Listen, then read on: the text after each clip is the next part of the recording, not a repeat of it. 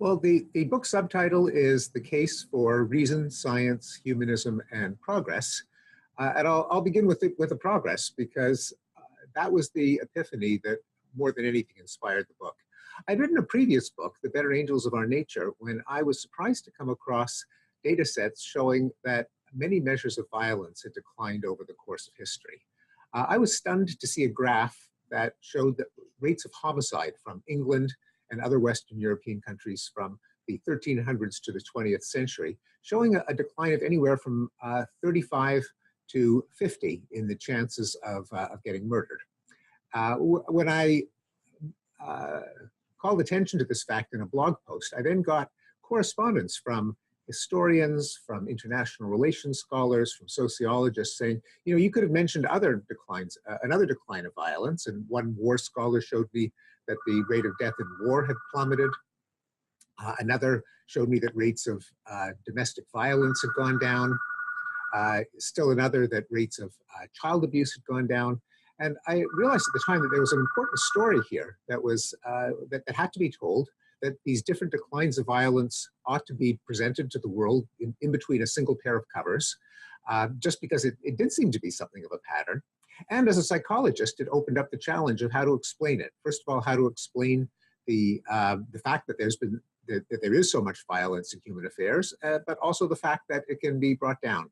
Well, I had a similar set of epiphanies that led to the writing of Enlightenment Now, when after Better Angels was published, I started to come across data showing that other aspects of human well-being had improved.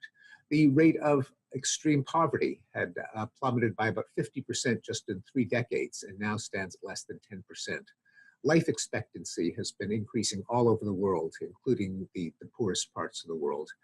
The number of kids going to school has increased, including girls. More than 90% of people under the age of 25 on the planet are literate now. We have more leisure time. We're safer.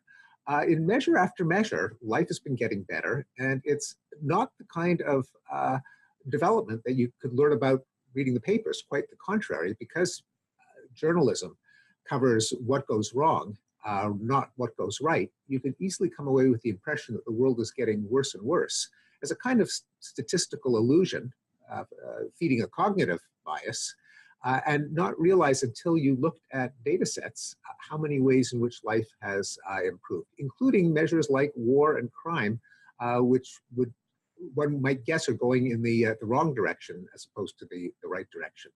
Now, I combined that, the other motivation for the book was a set of attacks on the application of science to the traditional domains of the humanities, to history, to the arts, to morality, to language, an effort that I think is quite salubrious, the fact that scientific insights are being brought to bear on human affairs, and how could they not, given that art and society are in a sense products of our psychology, products of human nature. But in a lot of intellectual life, there's a bit of resentment to any application of scientific ideas or the scientific mindset to human affairs. This was first noted by C.P. Snow in his famous lectures and book Cultures in the late 50s, early 1960s. But the conflict was very much with us. I wrote an essay called Science is Not Your Enemy, which went published in the New Republican, which went viral. And that was the immediate kickoff for the proposal that ended up in Enlightenment Now. I was involved in something of a literary spat with Leon Wieseltier, an editor at the New Republic, but I quickly realized that two guys having an argument is not enough to plump out a book. And so I had the centerpiece of the book just be the documentation of a fact that most people are unaware of, namely that in most measures life has gotten better over time. Now, as with the Better Angels of Our Nature, I didn't want to just present a bunch of graphs, although I did present many graphs, but I wanted to explain them. And it seemed to me that if there was any overarching explanation as to why life got better, it's that people in the past thought that by understanding how the world works, including ourselves, we could try to solve problems, remember what works, drop the failures, and as we accumulate our cultural knowledge, we can improve our well-being. And I attribute that mindset to the Enlightenment, the idea that we can use knowledge to improve human well-being.